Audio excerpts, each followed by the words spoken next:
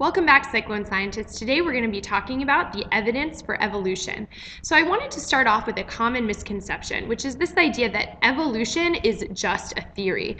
Really, what this misconception stems from is a misunderstanding about what the word theory means in science. In science, theory is like the highest award that you can give to an idea. In order for something to become a scientific theory, there must be data, records, insight, and experiments that all help support that theory. In other words, there must be lots and lots of evidence. So today we're going to talk about some of that evidence that there is for the theory of evolution. The first type of evidence for the theory of evolution is what's called artificial selection, also known as selective breeding. Artificial selection is when humans select which plants or animals they want to mate in order to get desirable traits. For example, all of these different vegetables were created from the same wild mushroom plant by generations and generations of farmers selecting for which plants they wanted to mate with one another. Another classic example of artificial selection is dogs. When we look around, you can see hundreds of different breeds of dogs. These dog breeds have been created by humans selecting for particular traits that they wanted to increase in the population.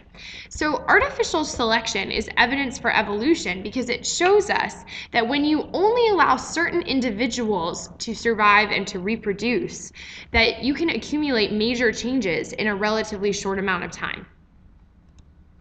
The second type of evidence for evolution is what's called homologous structures. Homologous has this prefix homo in it, which means same. And when you see homologous structure, you want to think same ancestor. These are structures that are very similar in two different organisms because they inherited them from a common ancestor.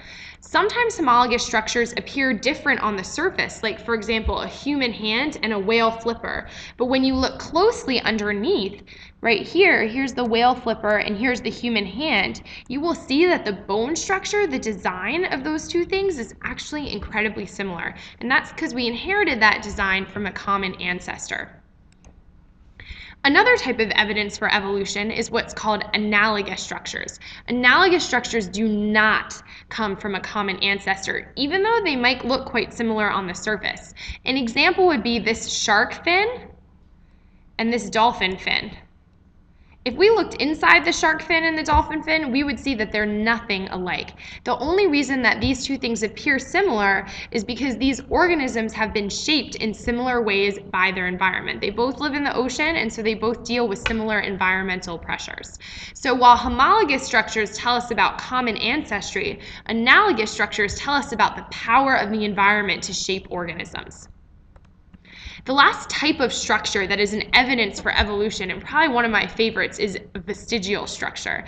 A vestigial structure is a vestige, which means a leftover from the past. It's a structure that an organism has, even though it doesn't use, and you can see three examples here. One example is that some whale fossils contain teeny tiny vestigial leg bones inside of them.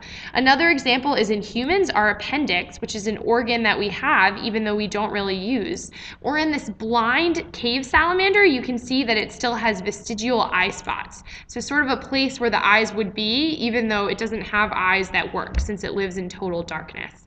So vestigial structures tell us about how populations have changed over time.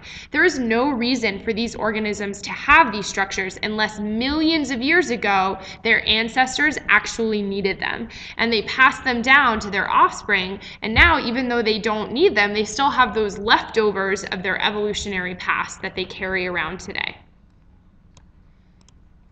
The next type of evidence for evolution is what's called fossils, and we spent a lot of time in class looking at different fossils.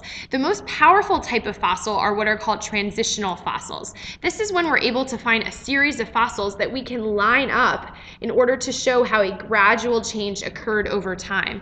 For example, we have found fossils of ancient fish species that are able to fill in the gaps and show us how fish may have evolved into tetrapods, the first land animals. Similar things have been found in in whales, and in humans, in class, we looked at some of the transitional fossils that show our own transition from our more ape-like ancestor. Now, there are also lots of issues with using fossils. The fossil record is pretty incomplete. There are lots and lots of gaps in it. Fossils are often not in very good shape when we find them, and we sometimes have to try and piece together the story as best we can. So while this is on the one hand a very powerful piece of evidence because it's very visual and tangible, on the other hand, there's some issues that we have to acknowledge with it.